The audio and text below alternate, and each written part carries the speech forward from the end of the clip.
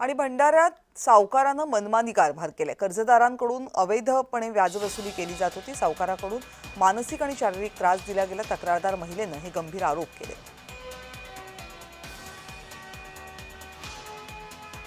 3,43,000 अशी कॅश मी ऑनलाईन दिलेली आहे आणि 4,65,000 त्यांनी स्टॅम्पवर लिहून दिलाय की आम्हाला कॅश मध्ये मिळाली। मी त्यांना कॅश दिलेली आहे।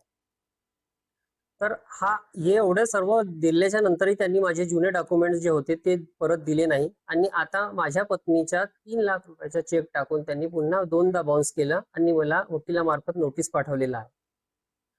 हा माझ्यावर झालेला अत्याचार आहे।